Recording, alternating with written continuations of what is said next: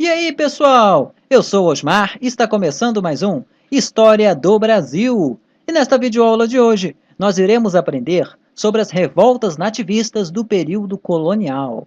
Lembrando que esta é uma aula regravada. Nós já temos uma videoaula sobre as revoltas nativistas, porém, nós decidimos regravar porque a outra ficou muito rápido. Pessoal, as revoltas nativistas são revoltas que ocorreram durante o período colonial e geralmente foram motivadas por decisões tomadas pela coroa portuguesa ou por decisões tomadas por alguns grupos. Nesta videoaula, nós aprenderemos sobre a revolta de Beckman, a Guerra dos Emboabas, a Guerra dos Mascates e a revolta de Vila Rica. Então, vamos lá! A revolta de Beckman ocorreu no Maranhão em 1684. Em 1640, foi criada a Companhia de Comércio do Maranhão, que tinha como objetivo administrar os preços e a distribuição de alimentos.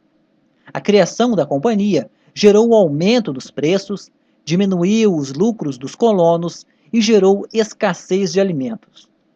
Além disso, ocorreu a proibição da escravidão indígena, que tinha o apoio dos jesuítas e da companhia. Os jesuítas, pessoal, sempre foram contra a escravização indígena, porque eles queriam catequizar os índios. Em 1684, os irmãos Beckman comandaram uma revolta.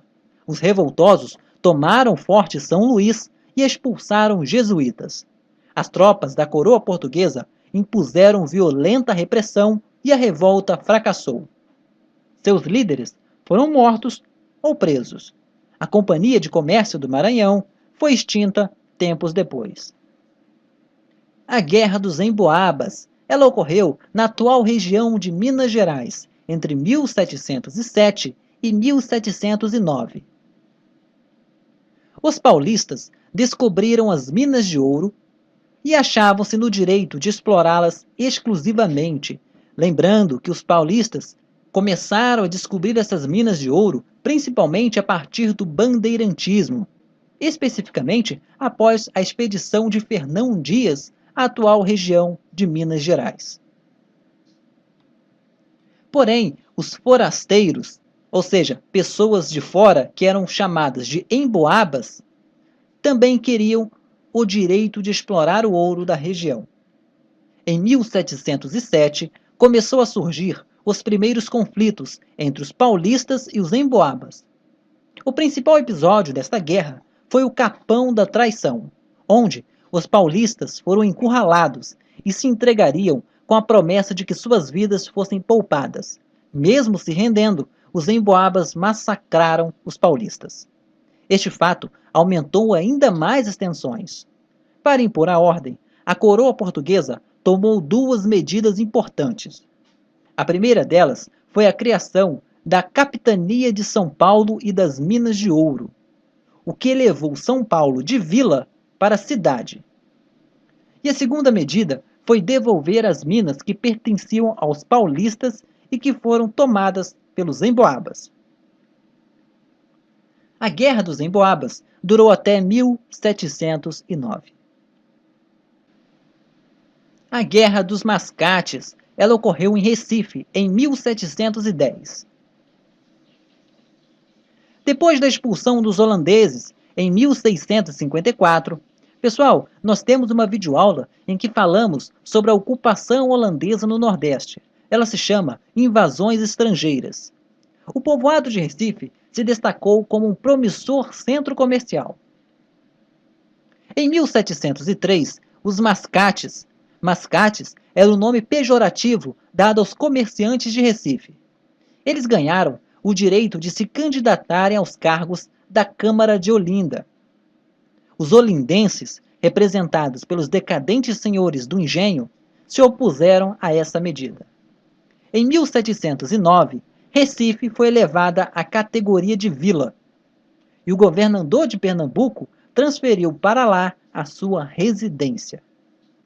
Inconformados, em 1710, os olindenses invadiram Recife e tentaram matar o governador, que escapou. Os reficenses reagiram, e o conflito se generalizou, durando cerca de um ano. A situação só se estabeleceu quando o novo governador mandou prender os chefes olindenses que tiveram seus bens confiscados. A partir daí, Recife prosperou e tornou-se a sede da capitania de Pernambuco, enquanto Olinda entrou em decadência. Bom, pessoal, vamos falar agora sobre a Revolta de Vila Rica, que ocorreu em Minas Gerais em 1720. Depois que a coroa assumiu o controle da região das Minas, como nós vimos que isso ocorreu após a Guerra dos Emboabas, ela criou as casas de fundição. As casas de fundição era o local onde o ouro deveria ser fundido em barras, ficando proibida a comercialização de ouro em pó. A população começava a se revoltar com a cobrança indiscriminada de impostos por parte da coroa. Em 1720, Felipe dos Santos liderou uma revolta contra a carga excessiva de impostos. Uma multidão dirigiu-se à vila de Ribeirão do Carmo, atual cidade de Mariana, para exigir do governador de Minas o fechamento da casa de fundição. O governo prometeu que atenderia às reivindicações, porém, depois que todos foram para suas casas, ele mandou suas tropas atacarem os revoltosos. Felipe dos Santos foi preso, julgado e enforcado, e o seu corpo foi esquartejado e exposto em praça pública. Nesta pintura, nós temos o julgamento de Felipe dos Santos. Bom, pessoal, chegamos ao fim. Vamos agora para um pequeno resumo. Revolta de Beckman ocorreu no Maranhão em 1684. As causas foram o aumento do preço dos alimentos, a diminuição dos lucros dos colonos e o fim da escravidão indígena. Os irmãos Beckman lideraram a revolta e invadiram o Forte São Luís. E o desfecho foram que os revoltosos foram presos ou mortos.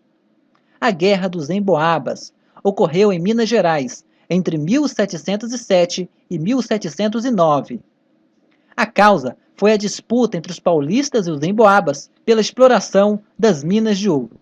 O desfecho foi a criação da capitania de São Paulo e a devolução das minas aos paulistas. Guerra dos Mascates ocorreu em Recife em 1710. As causas: os mascates ganharam o direito de se candidatarem à Câmara de Olinda. Ocorreu também a oposição dos olindenses e a mudança residencial do governador de Pernambuco para Recife. Os olindenses invadiram Recife em 1710. Iniciou um confronto entre Recife e Olinda. O desfecho foi que os chefes olindenses foram presos. Revolta de Vila Rica ocorreu em Minas Gerais em 1720. As causas foram os altos impostos cobrados por Portugal e o descontentamento da população com a carga excessiva de impostos. Felipe dos Santos liderou uma grande revolta em 1720. O desfecho foi que Felipe foi preso, julgado, enforcado e esquartejado, e o seu corpo foi exposto em praça pública. Bom, pessoal, chegamos ao fim. Muito obrigado por assistirem o vídeo. E não se esqueçam de se inscrever no nosso canal. Para você que ainda não é inscrito, se inscreva. Para você que já é inscrito, o nosso muito obrigado. Se você gostou desse vídeo, deixe o seu comentário e o seu like. E acompanhe a gente nas nossas redes sociais. O link está aí na descrição do vídeo. Vejo vocês na nossa próxima videoaula. Até mais. Tchau, tchau.